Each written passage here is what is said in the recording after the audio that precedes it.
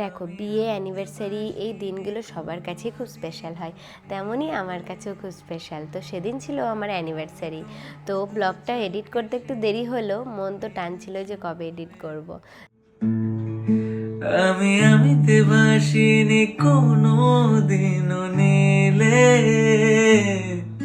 তুমি তোমার দু চোখে সেই প্রিপারেশনে কোনো দিকেই কমতি নেই, দেখছো তো যেভাবে আমাদের নেল আর্ট হচ্ছে, ড্রেসিং হচ্ছে, নাচ প্র্যাকটিস হচ্ছে। আর এই যে রাত্রে কেক আনার প্ল্যানিংটা ওদের ছিল, একদমই আমি জানতাম না। আমি চাইছিলাম যে আমাকে জানাক, এই যুগে তো জানানো উচিত, তাহলে তো একটু রেডি টেডি হয়ে থাকতাম। কিন্তু এখনও সারপ্রাইজটা সারপ্রাইজের মতনই রেখেছিল, এটা একটা ভালোই জিনিস।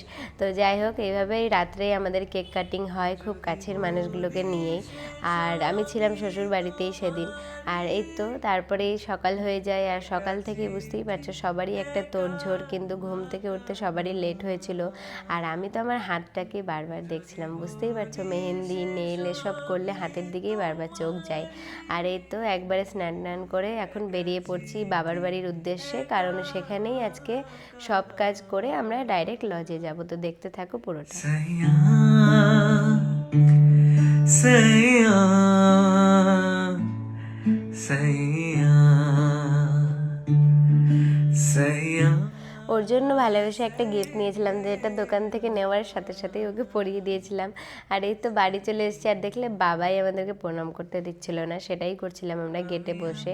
আর মেহেন্দি পরার সময় এই জায়গাটা গ্যাপ থেকে যায় আমার শাখা পলার জন্যে, তো সেটাই আমাকে পিয়া পরিয়ে দিচ্ছিল। আর এখানে আমার হেয়ার শুরু হয়ে গেছে, খুব আর্লি আমরা কাজবাজ শুরু করেছিলাম। আর এই যে আমার বড় দাদা, বিউটি, সবাই আমরা চলে এসেছি এখানে। আমি ওদের শাড়িগুলো প্লিট করে দিচ্ছিলাম, ওরা আমার হেয়ার করে দিচ্ছিল। আর প্রাণসী তো খুবই মজা করছিল। আর আমরা এত আগে রেডি হয়েছি কেন, সেটা তোমরা দেখতে থাকো, ভিডিওটা বুঝতে পারবে। আজও আমার সারাটা নীল থাকে একা একা সেই। আর এই তো সেই কারণটা হলো আমার অ্যানিভার্সারির দিন ছিল ব্রাইড। আর এই মিষ্টি ব্রাইড জানতো সেদিন আমার অ্যানিভার্সারি, সেখানে ও রেডি হবে, আমিও রেডি হব। দুজনেই আমরা সব জেনে শুনেই কাজগুলি করেছি, এমন না যে আমার ব্রাইডকে জানাইনি, তোমরা এটা ভেবো না ভিডিও দেখে।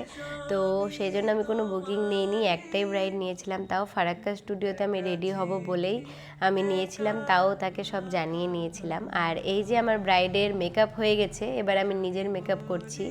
আর তার মধ্যে আমার স্টুডেন্টরা চলে আসে সারপ্রাইজ দিতে, এটা আরেকটা খুব ভালো সারপ্রাইজ ছিল, এটা আমিও একদমই জানতাম না। আর ওরা এত সুন্দর জিনিস নিয়ে এসেছে, তারও তোমাকে দেখাচ্ছি। सैया सैया सैया सैया सैया। আর সেদিন আমার সাথে মা, মিরাদি, বিউটি, লাবণী, পিয়া সবাই ছিল। সবাই সাথে থাকাতে আমার স্মুথলি দিনটা খুব ভালো পার হয়েছিল। আর এই যে আমার স্টুডেন্টরা এত সুন্দর গিফট এনেছে, মানে যেটা আমার খুবই পছন্দের সেটা হচ্ছে ফটো ফ্রেম, বুঝতে পারলে।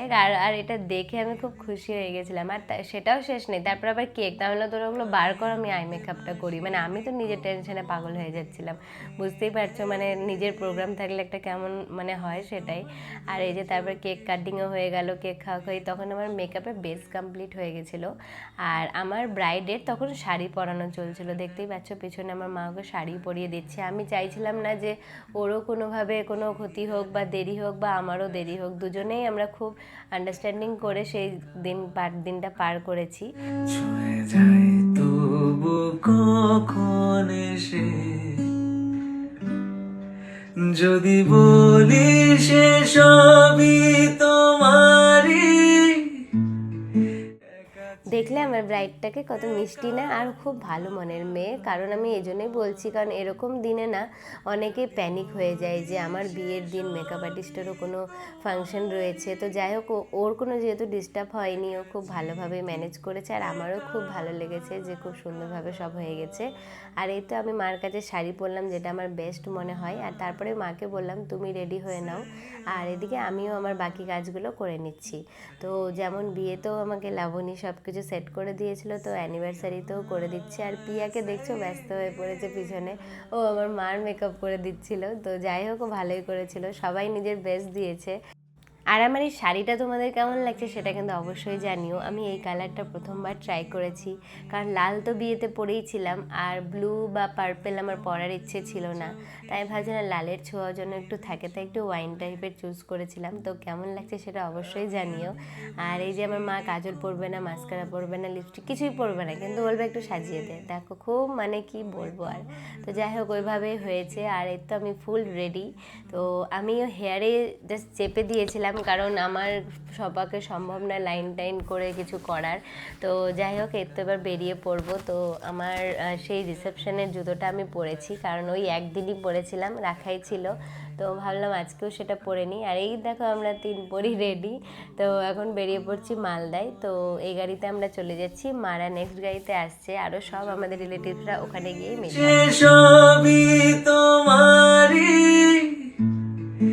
একা চিঠি একা আঁকা গান।